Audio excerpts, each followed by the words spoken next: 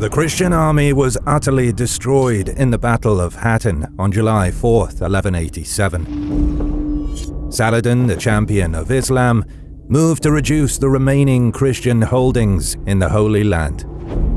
In mere months, Acre, Haifa, Caesarea, Jaffa, Sidon were in Muslim hands.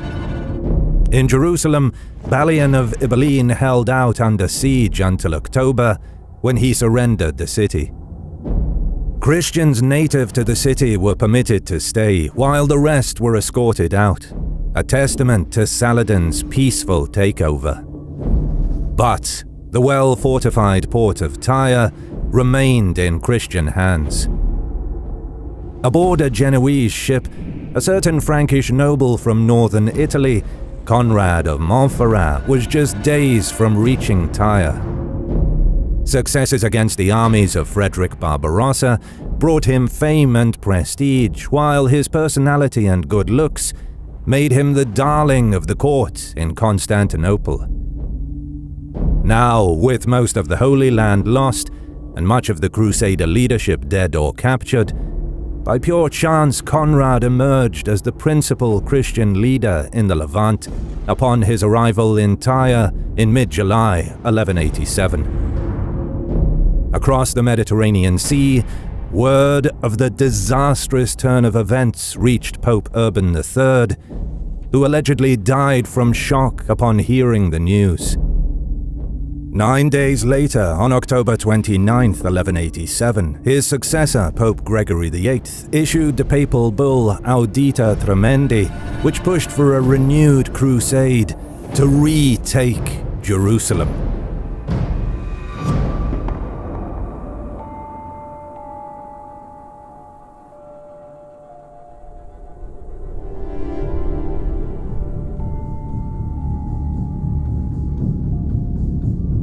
Despite the disastrous Second Crusade of the 1140s, the interest in the Levant region and in maintaining the Crusader states remained stout and on the minds of many European rulers.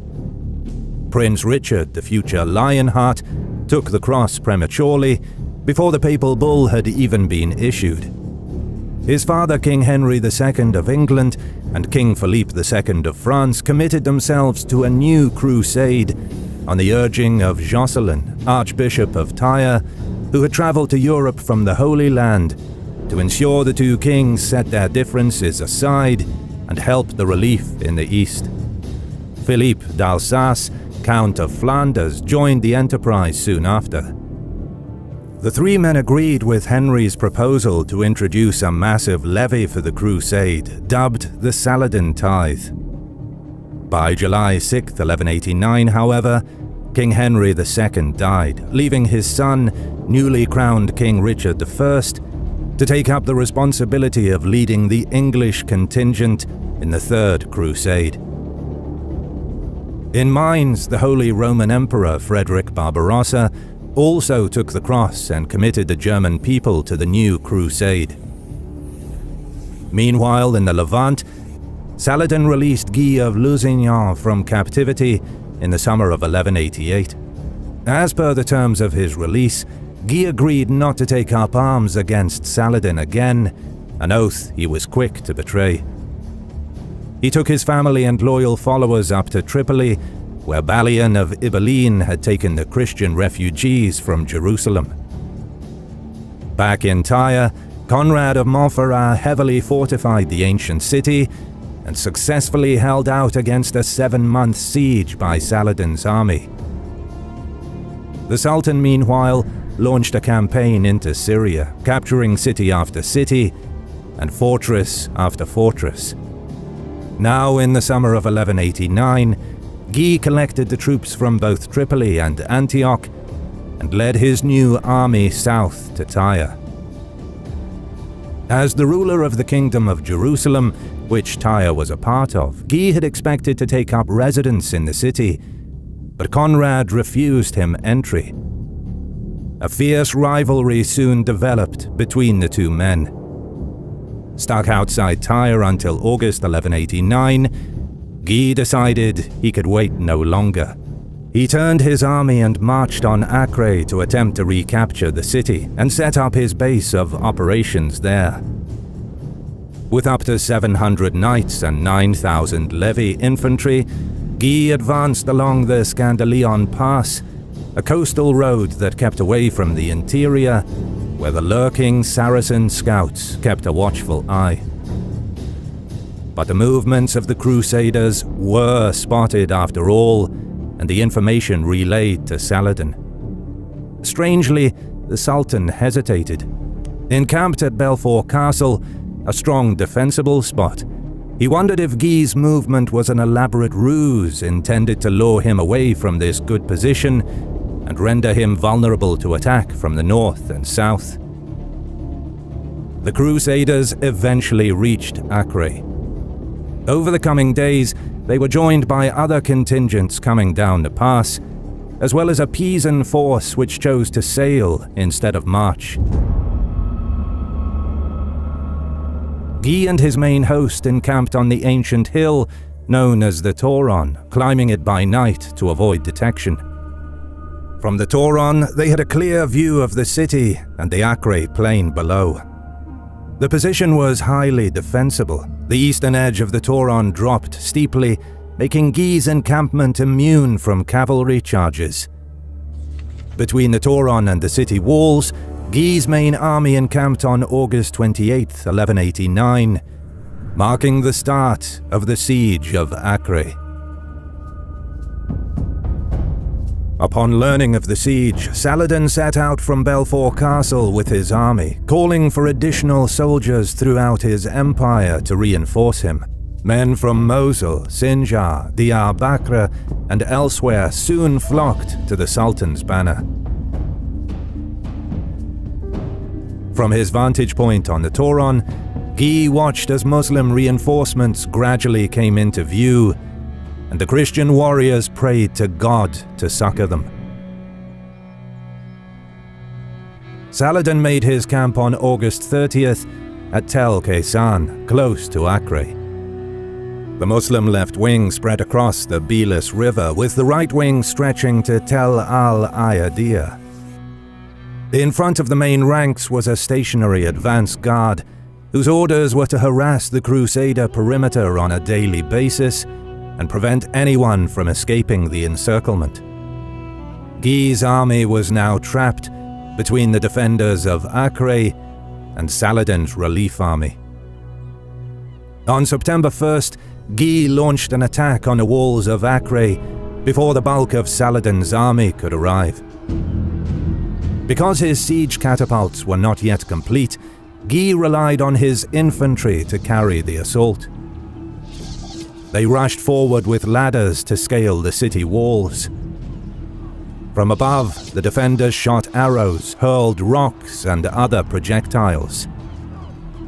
The Christians pushed their way up, and a fierce melee broke out along the ramparts.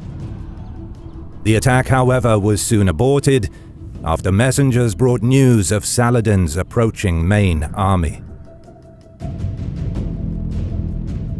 Fortunately for Guy, reinforcements were on their way, and not just from Tyre. In mid-September, a fleet from the west carrying Danes, Welsh, and Cornish arrived.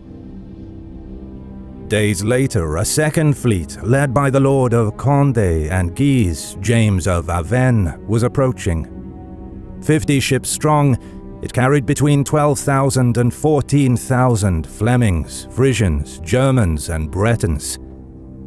James took control of the Crusaders' army's field operations after his arrival, sometimes sharing the responsibility with Ludwig III, Landgrave of Thuringia.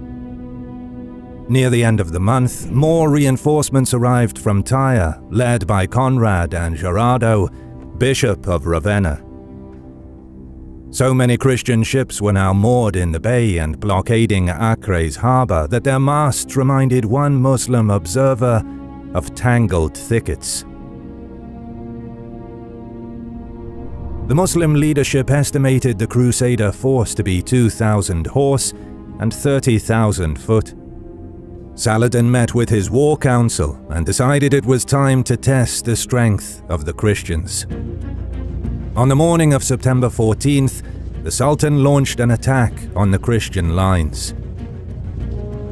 He hoped to punch a hole through the siege works and drive on towards Acre.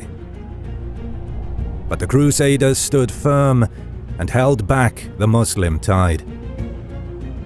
Saladin's cavalry, however, spotted a weakness in the enemy line north of the city and reinforced the attack there. After an hour of desperate fighting, the Christians were driven back. However, they soon reformed their battered lines, formed a shield wall mixed with crossbows and mounted lances, and regained the lost ground. 2 days into the fight, Saladin was unable to break the Crusader siege lines. So he opted to extend his own lines to besiege the besiegers. His cavalry screen opened a line of communications and channel of supply with the city, but were unable to halt the steady stream of Christian reinforcements arriving by sea at regular intervals. The heavy ships also bore with them timber for the construction of heavy siege engines to batter Acre's walls. More alarming news came to Saladin when he learned that Holy Roman Emperor Frederick Barbarossa had reached Constantinople in August, with an army reportedly numbering 200,000 crusaders. The Ayyubid Sultan sent letters to emirs and caliphs throughout the length and breadth of the Muslim lands, begging for more troops to counter this new Christian threat. To his despair, he failed to garner additional support. Worse, he found the fidelity of some of his vassals wavering. Several emirs left the Muslim camp to prepare to defend their own homelands against Barbarossa. With their numbers and confidence bolstered, the Crusaders under Guy opted to attack Saladin's lines on the morning of Wednesday, October 4th, with the intent of reaching and destroying the Muslim camp at Tel al-Ayadiyah. The attacking force was arranged in 3 lines of the left, right, and center, with archers and crossbowmen in the first line, infantry in the second, and cavalry in the third. Conrad of Montferrat led the left wing of mostly Italians along the coastline, with Gerardo of Ravenna. The right wing extended to the Bilis River and was led by Guy. The cavalry on the right wing consisted of Knights Hospitaller, with Italian and French foot and missile troops. The center was near the mosque of Ain Bukr, outside the city walls, and was commanded by Andrew of Brienne and Ludwig III, sitting in the rear guard with their knights. Templar Grand Master Gerard of Riederfort led the center's vanguard. Catalan and German foot soldiers stood in front of the Templars. Remaining in camp as a check against sorties from the Acre garrison was Guy's brother, Geoffrey of Lusignan, accompanied by James of Avesnes and his men. Opposing the Crusaders were the divisions of Saladin's army. On their extreme right wing was the Sultan's nephew, Taqi al-Din. He and his men took position on the end of the line by the sea. On the near right were Saladin's sons, Al-Afdal and Al-Zahir. The rest of the right consisted of soldiers from Mosul, led by the lord of Hizn Kaifa. The Muslim left wing was more diverse. On the far left, near the Bilis River, was a company from Asadiya and the Mamluks of Asad al-Din Shirka, Saladin's deceased uncle. The near left had soldiers from Sinjar, led by Mujahid al-Din Yuran Kush, more Mamluks, and soldiers commanded by Muzaffar al-Din. There were other groups of Kurds. Emir Mujali led the Mihrani and Hakkari Kurds, while others were commanded by their chiefs. Saladin rode in the center, accompanied by his regular troops and a personal guard of military slaves. Each wing was protected by a thin line of skirmishers. The battle began at 9 a.m. when the Crusaders engaged the Muslim advance guard, quickly dispersing it. The Templars and Hospitallers riding through the enemy infantry and missile ranks. Fighting bogged down for 4 hours. In the afternoon, matters shifted when the Italians on the Crusader left wing managed to push forward into the Muslim right. And Taqi al-Din ordered his soldiers to pull back, attempting a feint to lure the Crusader wing away from the main army. Saladin saw his nephew retire and assumed the worst, sending reinforcements from his own center to assist him. This was a critical error. Upon seeing the thinning ranks ahead of them, the Crusaders in the center and right moved ahead towards Saladin's position, hitting the Muslim line in the gap between the center and right wings. Crusader cavalry boldly charged between the thinning Muslim ranks, and foot soldiers kept a steady pace behind the knights. Christian infantry and cavalry charged simultaneously, crumbling the second enemy line. A general rout began, with the right flank fleeing towards Tel al-Ayadiyah.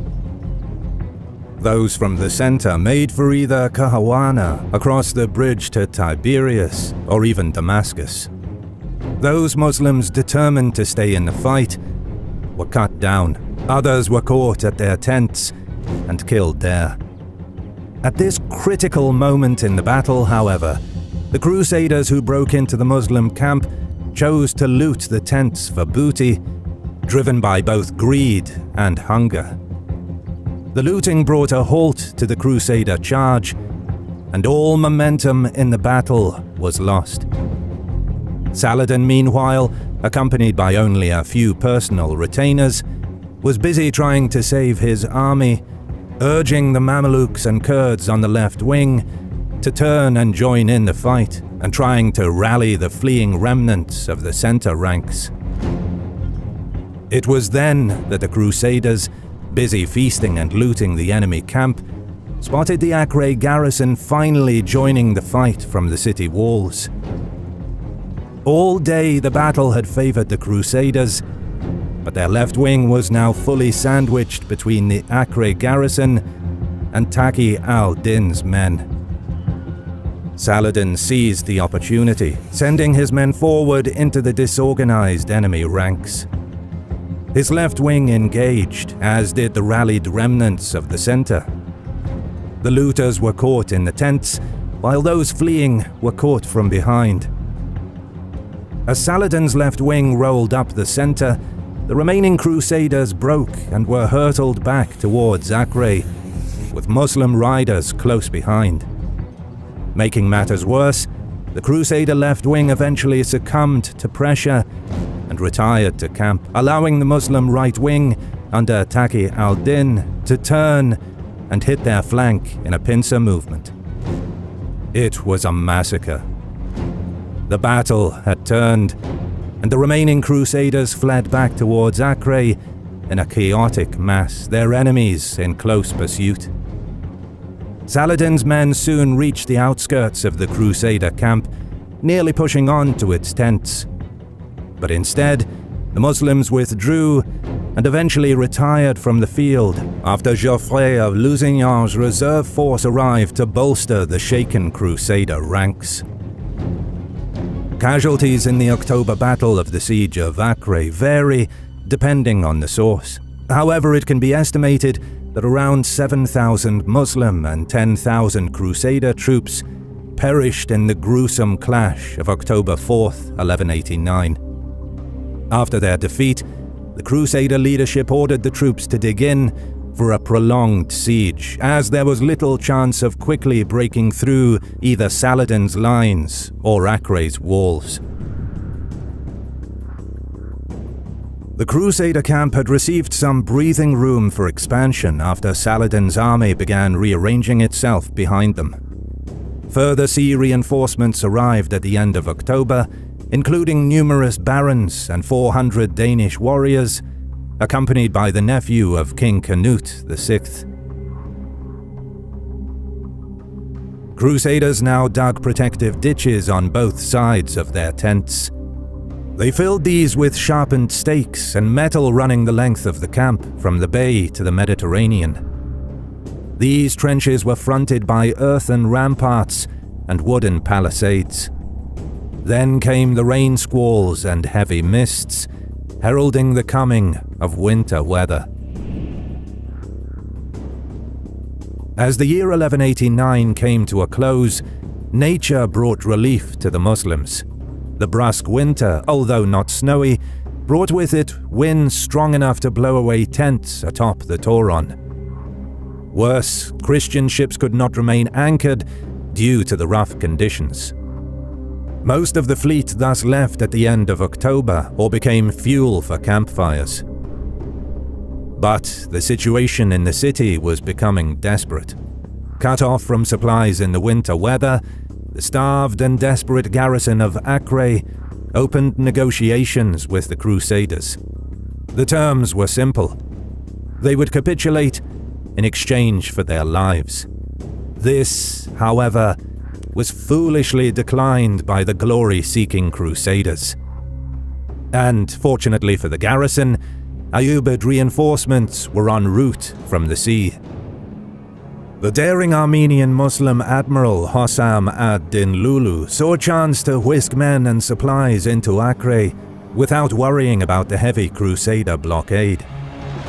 On December 17, 1189, he led 50 Egyptian galleys into the harbour, using Greek fire to brush aside the few Crusader ships that engaged them. Acre's garrison cheered at the sight of the arriving fleet. The stalemate ended on Easter Sunday, March 25, 1190, when a new Crusader fleet of 50 vessels from Tyre, led by Conrad of Montferrat, appeared off the Mediterranean coast, tacking south towards Acre. Guy of Lusignan and Conrad had reconciled their differences, and Conrad was on his way to support Guy's siege camp. Before navigating past Acre's port, Conrad's fleet was intercepted by Muslim ships. The naval battle lasted for the better part of the day, as Greek fire and volleys of arrows and bolts were exchanged. But the Christians managed to drive off the Muslim fleet and deliver the badly needed supplies and reinforcements to Guy's camp. Fresh Crusader troops continued to pour in throughout March and April, allowing Guy to stage surprise attacks that broke Saladin's supply lines and isolated Acre. The rainy days of spring soon turned into the warm months of summer, and the soggy ground dried out. The Crusaders constructed siege towers with wood brought by Italian merchant ships. 4 stories high and capable of holding up to 500 men, these movable towers loomed as high as the walls of Acre. They were covered with hides soaked in vinegar and urine, which the Crusaders believed provided protection from the defenders' Greek fire. The towers were ready by the end of April. The sight of the colossal contraption struck fear into the Acre garrison, who entered into a second negotiation with the Crusaders. Once again, though, the Crusaders refused, believing their siege engines would win them the glorious victory they craved. On May 5, 1190, the Crusaders renewed the assault. As the massive towers rumbled forward, archers on the platforms battled against the Muslim bowmen on the walls. Meanwhile, thousands of Christian peasant soldiers and camp followers scurried to fill the city's moat with rocks and fascina of brush to allow the towers to pass over the ditch. Finally, the bridge from the first tower dropped on the city parapet. The Crusaders inside piled out onto the walls, but as they pushed their way further, a most horrific sight unfolded behind them. The defenders loaded their artillery with specially mixed explosive jars of Greek fire and fired them at lumbering towers. All 3 towers caught fire, For a time the wood creaked ominously, before one by one, the towers crumbled, with everyone inside cruelly perishing in the flames. Those crusaders who managed to storm the walls from the first tower were subsequently cut down to a man and thrown off. The May 5th assault had failed miserably. Throughout June, the two armies clashed for 8 successive days, the heat baking the growing mounds of bodies piling around the siege camp and walls. Thick black clouds of flies floated around the dead, and disease gripped both Muslim and Christian camps alike. For nearly a month afterwards, little action took place.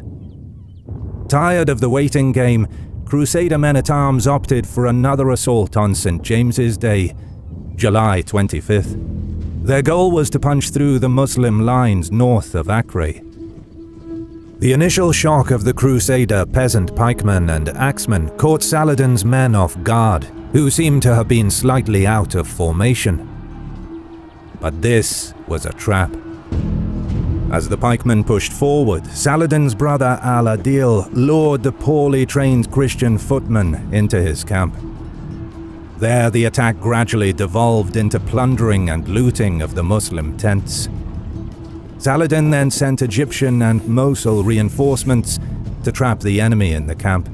Worse, the Christian attack was poorly coordinated, with only a few dozen knights joining the charge, led by Ralph de Hauterive, Archdeacon of Colchester. Now the attacking contingent was at serious risk of being wiped out. But Ralph and his armoured retinue of knights managed to carve a path through the Muslim lines to escape. But the damage to the Crusader ranks was terrible, as up to 9,000 fell in this failed attack, including Ralph himself. 3 days later, on July 28th, 10,000 Crusader reinforcements arrived in camp under Henry of Champagne. Henry's contingent was the vanguard of a massive Frankish army en route to the Holy Land under King Philippe II of France. By the fall of 1190, the English contingent headed by Baldwin, Archbishop of Canterbury, landed and informed the besiegers that King Richard I of England had embarked for the Holy Land. However, it would be some time before either Philippe or Richard arrived at Acre. Then news reached Saladin that Holy Roman Emperor Frederick Barbarossa had died on June 10th while crossing a shallow river near Armenia. Although leadership passed on to his son Frederick of Swabia, the German contingent of the Crusader army fell apart. Many German nobles returned to Europe, and a few that remained under the Duke of Swabia suffered from famine and became bogged down battling Muslim, Seljuk and Kurdish tribesmen. Only 5,000 survivors reached Tripoli, finally moving to join the siege against Acre in October. Back at Acre for several weeks, Henry of Champagne attempted numerous assaults on the city, using battering rams and scaling ladders. But Crusader fortunes worsened as Muslim sallies from Acre's gates destroyed Henry's siege engines in early September. In the harbour, the Christian fleet launched an attack of their own. Attempting to destroy the Muslim harbour defence, on September 24th they sent explosive ramming vessels against the Tower of Flies. But just as the vessels were about to collide with the tower, the winds abruptly shifted and the ships began colliding with each other. Amidst the chaos, a few small Muslim raiding ships launched a sortie of their own. With thick black smoke engulfing the harbour, they passed virtually unnoticed, their sights set on the heavily fortified and specially built Pisan ship, which they proceeded to set ablaze unopposed. Once the Christians realized what was happening, the Muslim sortie already turned and made their way back. Christian naval supremacy over Acre once again ended with the early onset of cold weather. Throughout the winter of 1190 to 91, plague and famine beset the Crusader camp. Intestinal fever took thousands of troops, desperately huddled together in the frigid cold outside the walls of Acre. Henry of Champagne was afflicted, barely clinging on to life. Frederick of Swabia became sick with malaria and died on January 20th, 1191. Food supplies diminished rapidly by early spring, with common soldiers getting by on scraps of grass or chewing bare bones. Crowds gathered to fight over scraps of dead horses, with even the beasts' entrails being eaten by the famished troops. Relief finally came to the Crusaders on April 20th, 1191, when King Philippe of France landed with vital supplies of grain and corn, as well as fresh soldiers and siege engines. King Richard of England was on his way to Tyre 7 weeks later, on June 8th, bringing 25 ships with him, fresh from his conquest of the Kingdom of Cyprus. On approach, he briefly engaged a Muslim fleet sallying out of the harbour to intercept the incoming English reinforcements, but nevertheless got through. Philippe, 8 years older than Richard, wanted to lead the army based on his leadership experience in France against the English. He preferred to continue a slow, intricate siege against Acre until it finally capitulated. The Crusader leadership, however, deferred to Richard, nicknamed the Lionhearted, who was reputed to be a fierce fighter, famed for leading his men in close hand-to-hand battles. Richard identified his target straight away, the Cursed Tower. He had one trebuchet, nicknamed Bad Neighbour, and a heavy catapult owned by the Knights Hospitallers, known as the Stone Thrower, aimed for the Cursed Tower at the northeast corner of Acre's walls. The rest of the artillery were ordered to strike elsewhere. Bombardment began on June 14th. The Templars focused on the eastern walls, while the Duke of Burgundy's catapults fired at the northern coastal fortifications. In time, Richard's own siege artillery joined in the endless bombardment, but both he and King Philippe were sick and bedridden. Crusader war machines lobbed stones past the walls into the city market. Hits from the Hospitaller artillery finally demolished a 30-square-foot section of the wall adjacent to the Cursed Tower. Late June consisted of light skirmishing outside the city. Saladin's advance guard probed the Crusader rear defenses as the Christians continued pummeling Acre with stones. Muslim hopes for relieving the siege faded, even as Saladin received needed reinforcements in his camp. Matters only worsened for the Muslim defenders as the Christians began launching assaults on the walls starting on July 2nd. Richard organized round-the-clock attacks. Wave after wave of infantry, archers, and artillery attempted to breach the city's crumbling fortifications. Attempts to scale the walls failed. The grueling operation came at an ever-increasing cost to men and material, but Richard was determined. Meanwhile, Philip's sappers tunneled their way towards the walls. Their aim was to reach the Cursed Tower. The artillery bombardment collapsed parts of the tower, which opened a gaping hole in the fortifications. Richard's focused fire finally paying off. Committing any able-bodied man who could bear arms to the breach, the Muslim defenders were barely able to fend off the attacking Crusaders. Saladin launched his own attacks to relieve the defenders in Acre. But despite fierce and prolonged fighting, his troops were unable to break through the ring of besiegers. Swimmers carried messages from the city to the gathered emirs, pleading for help.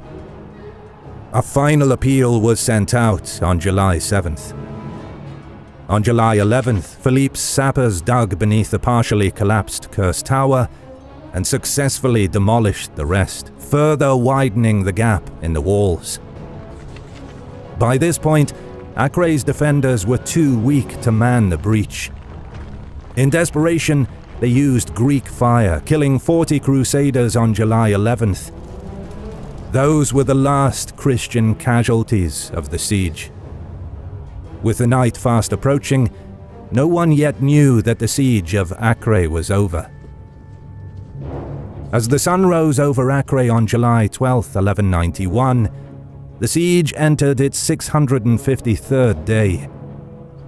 One of the longest sieges of the Middle Ages at last drew to a close as the city's defenders, against Saladin's wishes, surrendered to the Crusaders. Around 19,000 Christian troops had been killed during the terrible siege, with the city's garrison losing anywhere between 5,000 to 10,000 men, and the relief army under Saladin also suffering terribly. The final savage act of the siege took place after Acre's capitulation. Richard the Lionheart ordered the execution of 2,700 survivors of the Acre garrison, probably because Saladin had refused to pay 200,400 gold pieces for their ransom and declined to return the piece of the true cross taken at Hattin. By the end of the siege, the rift between the Crusader leadership had widened. King Philip of France and Leopold of Austria angrily returned to their homelands in Europe, taking their contingents with them. Richard took the exhausted yet victorious Crusader army further into the Holy Land to continue his campaign against Saladin, setting his sights on retaking Jerusalem. The siege of Acre was but the first bloody chapter of the Third Crusade. If you stayed around this far, thank you for watching. Don't forget to subscribe and leave a comment as a sacrifice to the algorithm. You can also support us on Patreon and get ad-free early access to our videos for as little as $1, or by clicking the thanks button below to leave a one-time tip. As always, we'll see you in the next one.